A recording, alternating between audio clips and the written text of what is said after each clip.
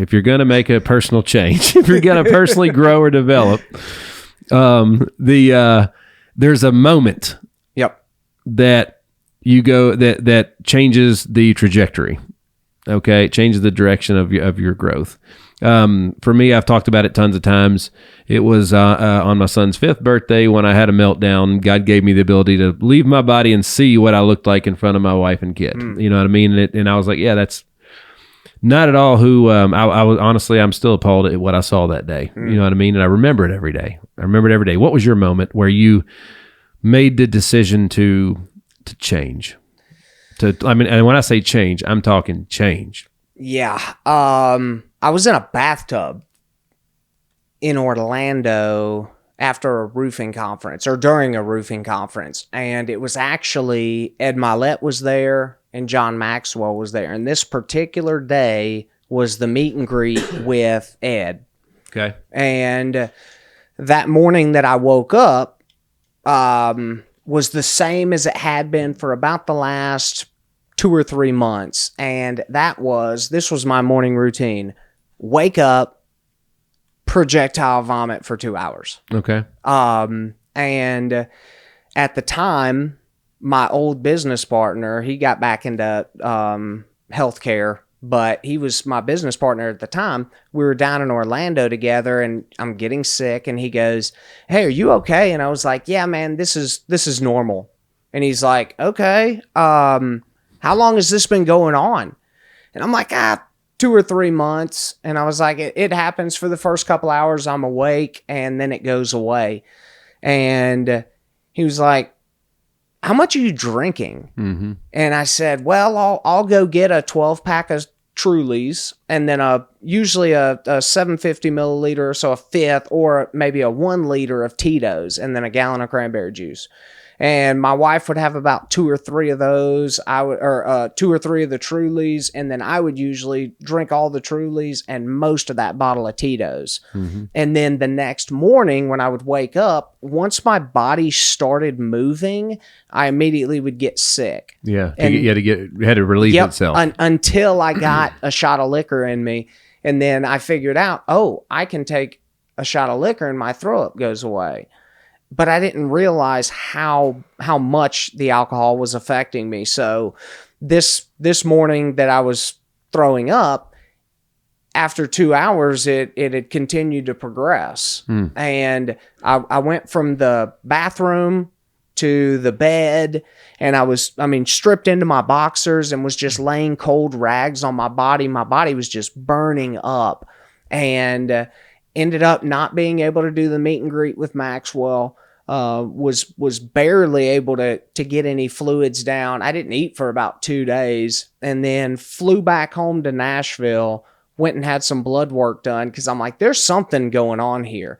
Now, granted, this was about 3 days after that morning of sickness. And so got a call from the doctor's office, and I actually just went to a random little lab. And so she asked me to come in, and I went over there, and she called me back there, and we sat down. She handed me the blood work, and she was like, "I want you to take this paperwork and go to Vanderbilt and get checked in."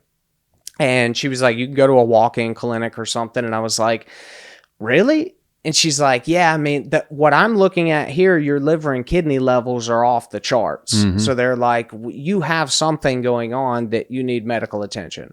And so I was like, "Okay." And so I called my wife and said, "Hey, they want me to go to Vanderbilt." So went into Vanderbilt, walk in down here in Nolensville, and they did blood work. This was, again, 3 days or so after that morning that I was so sick.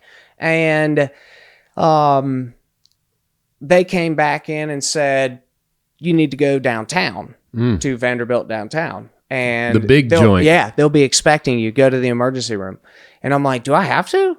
And they're like, no, I didn't say, "Do I have to?" I said, "Really?" I was like, "Can I go home and change?" And they were like, "We would rather you go straight there, but if you want to go get comfortable, that's fine, but we need you to promise us you're going." And I was like, "I'll go, that's fine."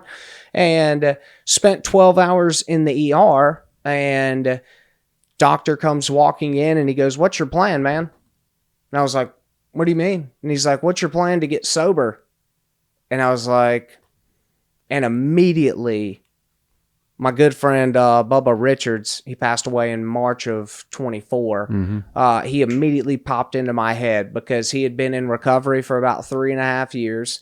And I knew that he was the guy. Mm-hmm. And I said, I've got a good friend of mine that I'm going to reach out to. He's been in recovery. I'm going to have him walk me through some of the steps, and I'm going to get clean. And so I had to sell this doctor on what my plan was for sobriety, because he told me, he was like, okay. He was like, I believe you, because if I didn't, you weren't going to go home, because they were actually going to admit me to the hospital. Okay. Because, obviously just psychological stuff. And so at that point, I remember I was willing to do whatever it took to not live and feel the way that I was feeling. Okay. And that was where I had the biggest breakthrough. Is I knew that at some point, a lot of alcoholics will say that if I didn't stop drinking, I wouldn't be here today. I don't know that for sure, but I do know that Vanderbilt's ER doctor told me that if you continue to drink, alcohol will kill you. He didn't say, you've got 6 months, but he said that my liver and kidney levels were at the onset of liver and kidney failure. And so I was ultimately drinking myself to death, and I didn't want to die. Right. And that was the biggest thing, is I was just like, man, there has to be more. I've lost too many people close to me. Yeah. God has something planned for me. There's a reason I'm still here. But if I continue to drink and numb my mind in any of these feelings or emotions, I'm going to numb and miss what God's called me to. It's weird as we get older, when you're growing up, very few of your kids, of your friends have issues with substance abuse, you know what I mean? But as you get older and life gets harder for some folks, and they don't have anything anybody they feel like they can lean on, or they don't feel like they can lean on themselves, they end up leaning on something. Yep. And a lot of times it's the form of a substance. And man, it's cool that you bring that up today, because it's affected my wife and I's family, and it's affected a lot of friends.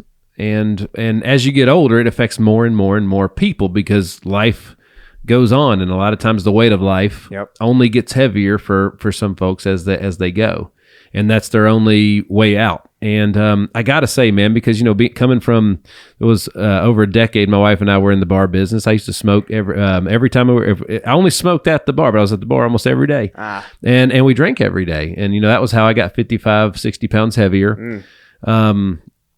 And I wouldn't say I abused it. I mean, I probably did, but it wasn't. I didn't do it every day. It was only at night when we were there. It was never, I wasn't that guy that had to have it all the time. Yep. But it was amazing, one, how awesome your body is and how it can heal itself. That was first and foremost. But secondly, I didn't realize how bad it made me feel. And I lost, the last half of the latter couple of years of my 20s and the first half of my 30s. In that, to that, I wasn't taking care of myself. I was in peak physical condition as an athlete, but that was on the surface, kind of underneath it. I was blessed that I didn't get addicted to those things. I was blessed that it didn't take a harder toll than it maybe could have. But dude, I know so many people that struggle with this these days, and I've been introduced to so many great folks, like Smiles for Recovery and Hustle Recovery and Cedar Recovery and all these great and amazing organizations that are helping people with that. But more, and what they're finding is that these people just have to have something to live for, so they won't relapse, and literally as I sit here interviewing today, I've got my top veneers. It's the first day I've ever had them. They got installed last night, and that's and that's the thing that we're doing with Smiles for Recovery, and that's one of the ways that they get people once they've lost all their teeth due to drug use or whatever addiction. They it's one of the ways they keep them from relapsing is they give them hope. They give them a smile, So hope comes in many forms. Oh yeah. Yeah, and stuff like that goes a long ways. Well, so what was your source of hope? Was it that doctor? And what'd your wife say during all this? Like, you know what I mean? Was she like, dang you, I don't get my 3 Trulies every night? Like, what happened? No, I would say that my wife was super supportive. Did she know that this was an issue, or she knew, and it was causing issues in our relationship. And had I not gotten into recovery and gotten myself clean and stopped drinking, I wouldn't have been married. It caused the wedding to get delayed. I don't like the person that I am when I drink. Sober Taylor, I'm very faithful. I'm a good friend. I figured that out too. I'm a man of my word. Drunk Taylor is not. I'm all womanized. I'm not a good friend. I'm a liar. So there's that version of me exists, and I have to consciously every day make the decision that I'm going to show up as the version of myself that is going to be a beacon of hope to the world, and not somebody that people don't want to be around. And so she actually had no issues putting it down. And being supportive of me. She's never had an issue with alcohol. She has a really low tolerance. And so she didn't even drink at the house for probably a year, or even around me. And then we would go to El Sombrero or something, and I'd be like, get a margarita?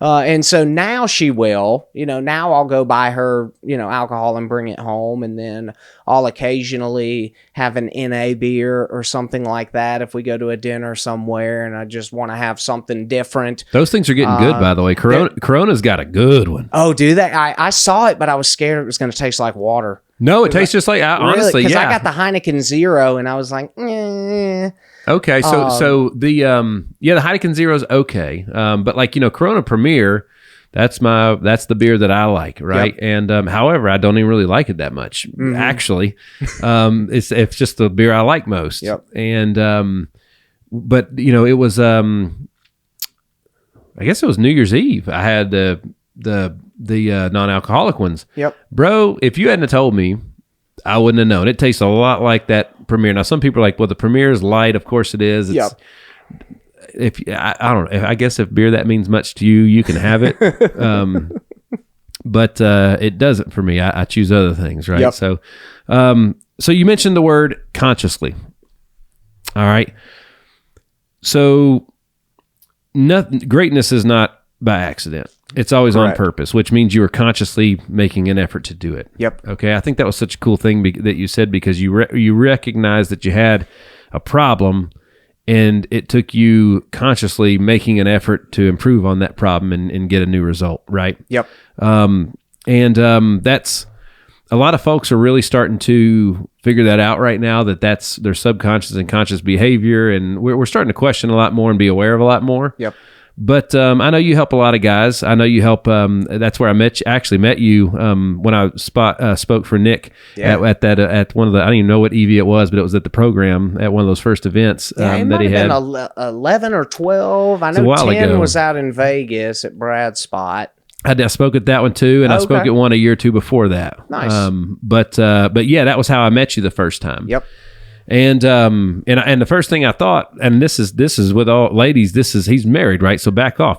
But this is real. Like that you came up, you introduced me, you're like, and you introduced yourself as a roofer. And I remember you walked away, I looked at Nick, I was like, what's that guy doing on houses looking like that? You know what I'm saying? And he was like, bro, he don't even know. And I was like, that's cool. That is cool. You don't look, I say that as a compliment. You don't look like most blue collar dudes. Okay. Or guys in the blue collar space. You should be dealing with customers. You should be building relationships, because that is what you're good at. And then, it's not one of those things where you are a very memorable look. You know what I'm saying? Yeah. You have a very distinct look around you. Thank you. Yeah, I know Alfano always jokes about that. He's like, man, my boy, I'd have got a crush on you. Oh, yeah. Well, it's, when you recognize things that stand out about people, that's what it is for me. And, there's things that stand out for folks that aren't good. And there's things that stand out that are good. And the things that stand out for you that are good definitely outweigh the things that might stand out that are not, because I hadn't figured them out. That's what I'm doing today. I'm figuring them out right now. Well, and, and that means so much to me, because not that long ago, I was the type of person that people didn't want to be around. Yeah. There was just trouble that followed. I've told my wife, a decade ago, I remember walking up to bars and the bouncers in my hometown could tell by the look on my face and the way I was carrying myself if they were going to let me in or not. But yeah, because they knew I was going to clear the place out at about 1 a.m. And then to now be in a position where I get people that reach out and say, thanks for the way that you live. You give me hope to get sober. Or, hey, I'm struggling with drinking. Am I an alcoholic? Or, hey, my wife has talked to me about this. What are your thoughts? So like being able to flip that all the way around to where not only do people want to be around you, but they want to hear from you is just, I'm trying to think of a different word from humble. Yeah.